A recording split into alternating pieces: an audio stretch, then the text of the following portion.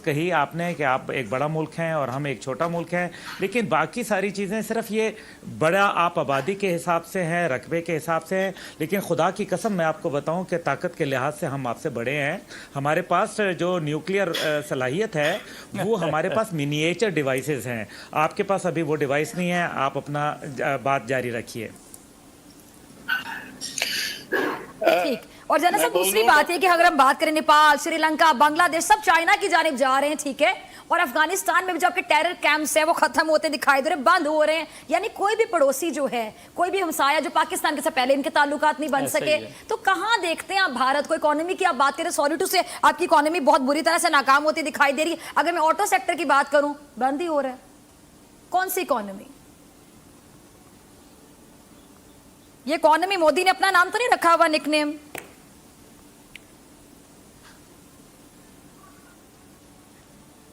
मेरा ख्याल है जना साहब आप मुझे सुन पा रहे हैं? डॉक्टर फिजा सवाल मेरे से बीच में। हाँ नहीं, मेरे मैं सुन रहा हूँ। पहली बात तो मैं आपकी गलतफहमी दूर कर दूं। आप बार बार एक बड़ी नासमझी की बात करते हो कि आप न्यूक्लियर पावर हैं इसलिए सब आपसे डरते हैं। लेकिन न्यूक्लियर हथियार आपके पास है तो दुनिया जानती है। उनकी हिम्मत आप में है इस्तेमाल करने की, वो भी हम जानते हैं।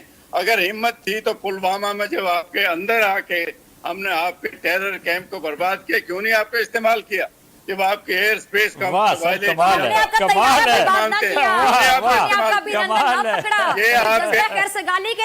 इससे अच्छा मौका आपको क्या मिलेगा? जी कब इस्तेमाल करेंगे आप उनको? कब आप इस्तेमाल करेंगे आप उनको? जब आपका मुल्क तबाह हो जाएगा। ये तो बार बार मत करो न्यूक्लियर के बाद। हम भी न्यूक्लियर है, हम कभी नहीं कहते हम न्यूक्लियर है, जरूरी नहीं है। हाँ दें जवाब, जरूर दें। जी जी। अच्छा, मैं अब आपसे जनरल राज कादियान ये अर्ज करना चाहूंगा। देखें, yes, there is a tactical, आप कह सकते हैं, या फोर्स या कन्वेंशनल इम्बैलेंस है, और उसको हमने अपनी मिसाइल टेक्नोलॉजी से और हमने न्यूक्लियर कैपेबिलिटी से कवर किया है। हम कभी इसके अंदर, हम ये आपको यकीन दिलाते हैं कि ऐसा नहीं कि ये कोई हम जुनूनी मुल्क है और आपके ऊपर चढ़ दौड़ेंगे। ये हमने रखा है अपनी हिफाजत के लिए, अपने मुल्क की हिफाजत के लिए। और अगर आप कभी गलती से कोई ठंडी डॉक्ट्रिन, कोई गर्म डॉक्ट्रिन करके ले आते हैं, आपकी तबीयत, जनरल बिपिन रावत की तबीयत खराब होती है, ठीक है, या फिर बीजेपी की कर लें और फिर मोदी साहब की कर लें, उनकी तबीयत खराब होती है और वो अपनी को फोर्स को चढ़ाई करने की कोशिश करते हैं, तो ये यकीन रखिए कि हाँ, हमने ये बिल्कुल खिलौने नहीं रखे हुए। लास्ट रिजॉर्ट के तौर पे हम इनको इस्तेमाल करेंगे, आपको बिल्कुल कोई शक नहीं होना चाहिए। और मेरा ख्याल है फरवरी के अंदर जो आप कहते हैं ना जी कि पुलवामा में जो कुछ हुआ था, वो तो मेरा ख्याल है पूरी दुनिया के अंदर हिंदुस्तान की जगहसाई हो चुकी है। और जिस तरीके से हमारे JF-17 थंडर ने जो आपकी क्लास ली, आपकी एयरफोर्स की, मेरा ख्याल है वो हमेशा याद रहेगी।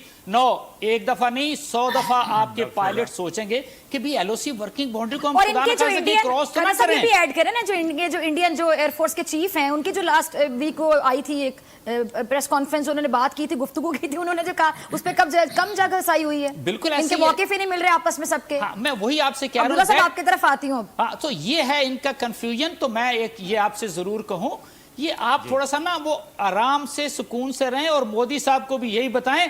आप सिर्फ मेरी सुन तो लीजिएगा ना, आप सिर्फ इतना देखें कि आपके यहाँ तो 60 करोड़ लोग वो हैं जो बिलो पॉवर्टी लाइन रह रहे हैं, उनको तो आप कह सकते हैं कि लैट्रिन की सहूलत भी नहीं है। आप तो उसका कोई बंदोबस्त करें, बजाय 60-70 बिलियन नहीं, उस पे बंदोबस्त हो रहा है कैसे? मैं बताती हूँ ना, मूवीज बन रही है ना, बॉलीवुड वालों ने फिल्म बनाई टॉयलेट, एक प्रेम कथा, सुना, उसका सीक्वल बन रहा है, उसका वो सीक्वेंस जो बनता है, एक वो उसका जो पार्ट 2 रिलीज होने वाला है, फिर मेरे से पार्ट 3 आएगा, पार्ट 4 आएगा, जब तक कंप्लीट नहीं हो जाता ये सारे 60 करोड़ लोग पूरे नहीं हो जाते। तो जनरल साहब अब आप कहेंगे छोटा इशू है, छोटा इशू नहीं है, टॉयलेट एक बेसिक नीड, वो नहीं है इंडिया में, और आप इकोनॉमी की बातें करते हैं, बड़े हमसे लड़ाई की बात करते हैं। ये तो गलत बात है जनरल साहब।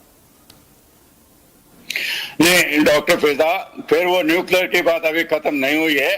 आपने अपनी वल्नरेबल टारगेट की प्रोटेक्शन के लिए आ जाए सर, नो प्रॉब्लम, बड़ी अच्छी बात है, आप मुझे बोलने दें प्लीज। आपने अपने वल्नरेबल एरियाज टारगेट के लिए वो हथियार रखें, जरूर रखें।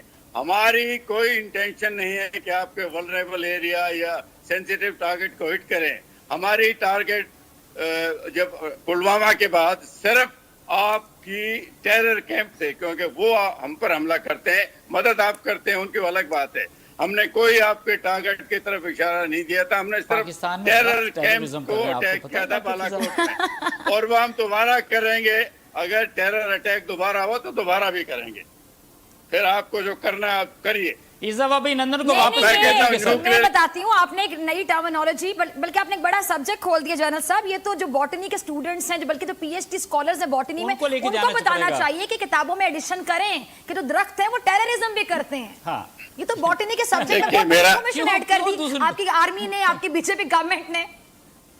क्या अच्छा अब्दुल्ला साहब के दरख्त भी आपने- टेररिज्म कर सकते हैं? बाकी